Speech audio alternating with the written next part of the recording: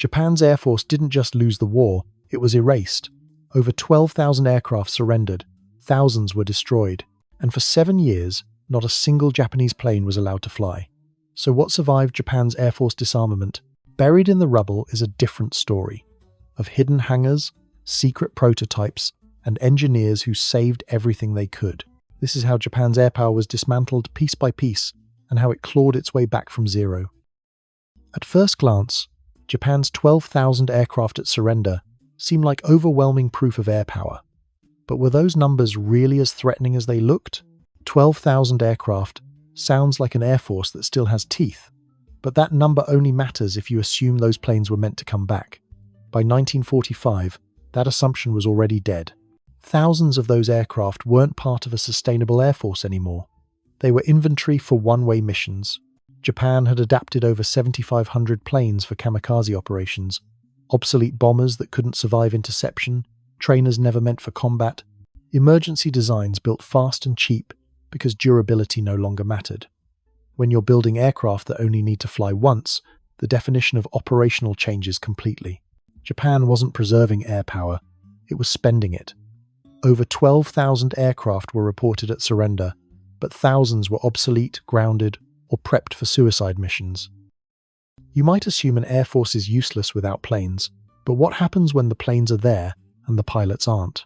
In Japan's case, the people failed before the machines did. Before the war, Japanese pilot training was among the most demanding in the world. Candidates faced brutal physical tests, academic requirements, and flying evaluations that could last years. The system produced elite aviators, men who could dogfight at night, navigate by stars, and land on carrier decks in rough seas. But it produced them slowly. There was excellence at the top, but no depth beneath. By 1945, Japan had lost over 10,000 experienced pilots. The Navy's carrier air groups had been decimated at Midway, the Philippine Sea, and later Gulf. The Army's veteran fighter pilots had been ground down in China, Burma, and New Guinea. The training pipeline couldn't keep up. Pre-war programs that took 2 years were compressed into months. Flight hours were slashed from 600 to under 100. Some kamikaze pilots received just enough training to take off and point their aircraft at a ship. Landing wasn't part of the curriculum anymore. The planes existed, the runways existed. But the system that turned aircraft into air power was already gone. By 1945, many kamikaze pilots had under 100 flight hours, and some barely knew how to land. Even with aircraft and pilots, Japan faced one more invisible enemy: its empty fuel tanks. What did a nation do when it could no longer afford to fly? It stopped. By 1945, American submarines had strangled Japan's oil supply routes from the Dutch East Indies. Tankers that once delivered crude to Japanese refineries now rested on the ocean floor. The few that made it through faced bombing raids that shattered refineries faster than they could be rebuilt. Transport networks collapsed under Allied attacks. The result was an air force frozen in place. Training flights were cancelled entirely. Operational sorties were rationed to the extreme, maybe one mission per week, maybe less. Engines were preserved instead of used, wrapped and stored like museum pieces. Thousands of planes weren't destroyed in combat. They were simply grounded by logistics. No fuel meant no training, no operations. Just thousands of planes sitting unused on runways and forest clearings. Japan didn't have one air force. It had two. So how did each collapse in its own way? And why does that matter? The Imperial Japanese Army Air Service and the Imperial Japanese Navy Air Service operated separately. Different chains of command, different aircraft, different doctrines, and each collapsed differently. The Navy collapsed outward. Its early war dominance had been built on carrier-based air power, the strike force that hit Pearl Harbor, that ranged across the Pacific. But carrier battles are wars of attrition, and Japan lost badly. At Midway, 4 carriers and their air groups vanished in a single day. At the Philippine Sea, American fighters shredded Japanese formations so thoroughly the battle earned the nickname the Great Marianas Turkey Shoot. Fuel shortages immobilized the remaining ships. The once mighty combined fleet spent its final months tied to docks. Unable to sortie, shore-based naval airfields became priority targets for Allied bombing. Concentrated, visible, easy to find. The army collapsed inward. It still had planes scattered across China, Manchuria, and the home islands. But most were outdated. Fixed-gear fighters that couldn't catch B-29, light bombers with insufficient range, reconnaissance aircraft serving as improvised attackers. Many were poorly maintained, cannibalized for parts, and an increasing number were locked into suicide roles. Late war designs showed Japanese engineers hadn't lost their edge. The Nakajima Ki-84 Frank matched American fighters in performance. The Kawasaki Ki-100 was considered one of the best fighters Japan ever produced. But they arrived too late, in too few numbers, flown by inexperienced pilots, burning fuel that didn't exist. The Navy lost its carriers and fuel first. The Army kept more aircraft, but most were outdated or assigned to kamikaze roles. As surrender neared, Japan couldn't fight, but it could still deceive. What was the plan behind scattering aircraft across the countryside? The final strategy wasn't victory, it was delay. Make the enemy believe the threat remained. Planes were rolled into forests and covered with camouflage nets, hidden in railway tunnels and mountain caves, concealed under civilian buildings and inside factories, dispersed across hundreds of remote airfields carved into rice paddies and forest clearings. The goal was survival on paper. If Allied reconnaissance couldn't find the planes, intelligence had to assume they were still operational, still dangerous, still waiting. Planes were hidden in forests, tunnels, and under buildings, a final deception that kept Allied forces cautious even after surrender. August 15, 1945. The Emperor speaks. The war is over. Or is it? Not everywhere. Not immediately. Some units ignored the order. Some never received it. Some refused to believe their emperor would actually surrender. The gap between announcement and compliance created a dangerous twilight period. On August 18th, 3 days after Hirohito's broadcast, 2 American B-32 Dominator bombers lifted off from Okinawa on a reconnaissance mission over Tokyo, verifying that Japanese air units were complying with the ceasefire by remaining grounded. The planes were unarmed except for defensive machine guns. The crews expected a quiet flight. They were wrong. At Yokosuka Naval Air Base, fighter pilots watched them pass overhead. For some, the sight was unbearable. Ace pilot Saburo Sakai was among them. He'd been flying combat missions since 1938, survived wounds that should have killed him. Orders said stay grounded. Instinct said otherwise. 17 fighters launched without authorization. 14 Mitsubishi, a 6 M0s, 3 Kawanishi N, 1 K2J, Shiden Kai fighters, some of Japan's best late-war aircraft. They climbed hard, positioning themselves above the bombers. Then they attacked. The B-32 crews had seconds to react. Gunners swung their 50 caliber machine guns toward the incoming fighters.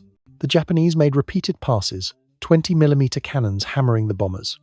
One B-32 took concentrated fire. Cannon rounds punched through the fuselage, knocked out an engine, shredded control surfaces. Inside, Sergeant Anthony Marchioni, a 19-year-old photographer from Pottstown, Pennsylvania, was hit by 20mm cannon fire in the chest. 30 minutes later, as the damaged bomber struggled back toward Okinawa, Marchioni died in his crewmate's arms. 3 days after Hirohito's speech, Japanese fighters attacked US bombers, killing 1 airman in the war's final dogfight. Both B-32 made it back. The next day, propellers were removed from Japanese aircraft as part of the surrender enforcement. Even during the formal surrender ceremony aboard the USS Missouri on September 2nd, Allied combat air patrols remained overhead. The war ended legally, but in practice, it had sputtered out over weeks. Then came silence. 7 years of it. What happens when a country goes from thousands of planes to 0 overnight? What does a total aviation ban even look like? Complete shutdown. From 1945 to 1952, Japan wasn't allowed to fly any plane, train any pilot, or build anything that could leave the ground. The ban was absolute. Military aircraft, civilian airlines, pilot training, manufacturing, research, even gliders. Airfields were seized by occupation forces. Factories were dismantled. Flight itself became illegal. Allied policy targeted machines, not just territory. The Potsdam Declaration had been clear. Complete disarmament, elimination of war-making capacity, occupation until these terms were fulfilled. Aviation fell squarely in the crosshairs. By the final year of the war, The Allies weren't just targeting aircraft. They were targeting the very idea of flight in Japan. What do you do with thousands of enemy planes after victory? The Allies had one answer: make sure they never fly again. Allied technical intelligence teams fanned across Japan, cataloguing every aircraft, every factory, every piece of aviation equipment. Approximately 145 complete aircraft were crated and sent to the United States for evaluation. The rest faced a simpler fate. Aircraft were burned where they sat, flames consuming fabric-covered wings and wooden structures. They were crushed by bulldozers, reduced to unrecognizable heaps. They were broken apart, wings severed, fuselages sectioned. Many were simply pushed into the sea, long lines of aircraft shoved off piers or dumped offshore. The few aircraft permitted to fly during the surrender process received special markings: white paint covering the entire airframe, large green crosses on wings and fuselage. Not mercy markings. Control markings. Aircraft were burned, scrapped, or pushed into the sea. Those used for surrender were painted white with green crosses to avoid being shot down. So what actually made it through? Which aircraft escaped total erasure, and why were they spared? A few survived through luck, secrecy, or deliberate capture for study. The Aichi M6A1 Seiran might be the most radical. The name means clear sky storm, and it was designed for a mission that sounds like science fiction, launching from submarines to bomb the Panama Canal. Japan had built the largest submarines in the world specifically to carry these aircraft. The I-400 class, 400 feet long, capable of circling the globe 1.5 times without refueling. Each submarine carried 3 Seirans in a watertight hangar. The aircraft's wings folded, tail surfaces hinged downward, and the entire plane compressed to fit inside an 11.5-foot diameter tube. A well-trained crew could launch one in 7 minutes. Only 28 Seirans were ever built. The mission never happened. On August 16, 1945, as the submarine flotilla sailed toward their target, they received word of Japan's surrender. All 6 Seirans aboard were pushed overboard to avoid capture, but the Americans found one at the Aichi aircraft factory in August 1945, the last Seiran ever built, serial number 28. After an 11-year restoration, it now sits at the Smithsonian's Udvar-Hazy Center, the only surviving example in the world. Quick pause if you're finding this interesting. A like makes a real difference. Anyway, moving forward. Another survivor, the Kyushu J-7W Shinden, Magnificent Lightning, Japan's attempt to build an interceptor that could catch B-29. Its design was radical. A canard configuration with small forewings at the nose, main wings at the rear, and a pusher propeller behind the cockpit. It looked like it was flying backward. The layout placed the pilot forward with excellent visibility and put 430mm cannons in the nose. But time ran out. The first prototype didn't fly until August 3rd, 1945. Test pilot Captain Tsuruno made 3 short flights, total time 45 minutes. Then the war ended. 2 prototypes were completed. One was scrapped. The other was claimed by US Navy intelligence, dismantled, and shipped to America. It sits now at the Udvar-Hazy Center next to the Seiran. Submarine bombers, radical prototypes, and late warfighters escaped total erasure, most because the Allies wanted to study them. Aircraft can be crushed, but knowledge? That's harder to destroy. What happened to the people behind Japan's aviation boom? When the occupation forces dismantled Japan's aviation industry, they destroyed machines and closed factories. But they couldn't eliminate the thousands of engineers, designers, and skilled workers who had built one of the world's most sophisticated air forces. Many pivoted to civilian industries: automobiles, motorcycles, tools, appliances. The expertise that had built aircraft engines went into building car engines. The knowledge of aerodynamics translated into vehicle design. Nakajima Aircraft Company had been one of Japan's 2 largest aviation manufacturers. After the war, occupation authorities ordered it dissolved. In 1950, anti-zaibatsu legislation formally broke the company into 12 separate entities, but the pieces didn't disappear. In 1953, 5 of those companies merged to form Fuji Heavy Industries. Their first products weren't aircraft, that was still banned. They were motor scooters, called the Fuji Rabbit, assembled from leftover aircraft parts. The scooters sold well in a nation desperate for cheap transportation. Then came automobiles. The Subaru 1500 in 1954, followed by the Subaru 360 in 1958, Japan's first mass-produced car. These weren't just cars with airplane company badges. They carried aviation DNA, horizontally opposed boxer engines, lightweight construction, emphasis on balance and handling. When the aviation ban lifted in 1952, Fuji Heavy Industries was ready. They started with training aircraft, then helicopters, then components for commercial aircraft. Today, as Subaru Corporation, they still manufacture aircraft parts, including center wing sections for Boeing 777s and 787s. Designers from dismantled companies pivoted to cars, tools, and appliances, and quietly preserved aviation knowledge in the process. By the 1950s, global politics had changed. Japan needed planes again, but couldn't call it an air force. So what rose in its place? The Cold War was heating up. The Korean War had started in 1950, bringing combat to Japan's doorstep. The United States needed regional allies, and Japan, demilitarized, constitutionally prohibited from having a military, suddenly needed to defend itself again. But the solution couldn't look like the problem. Japan couldn't have an army, navy, or air force. Not officially. On July 1st, 1954, the Japan Air Self-Defense Force was created. Not an air force, a self-defense force. Article 9 of Japan's constitution prohibited war-making capacity. The workaround was careful. These weren't offensive forces, they were defensive forces. In 1954, the Japan Air Self-Defense Force was born.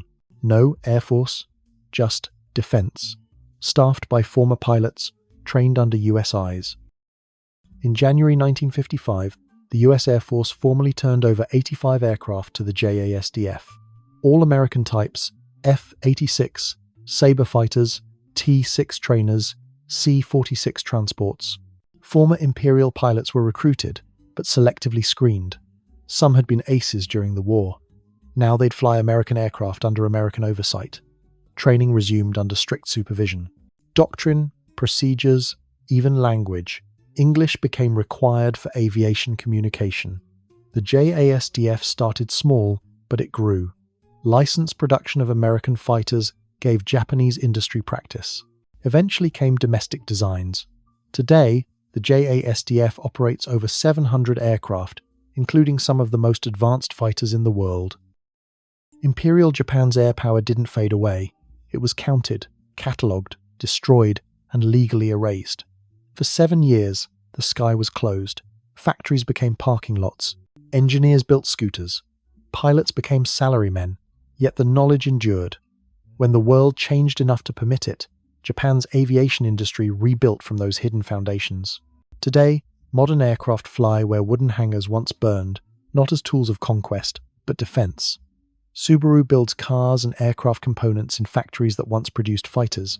The Smithsonian displays the Seiran and Shinden as artifacts of impossible innovation.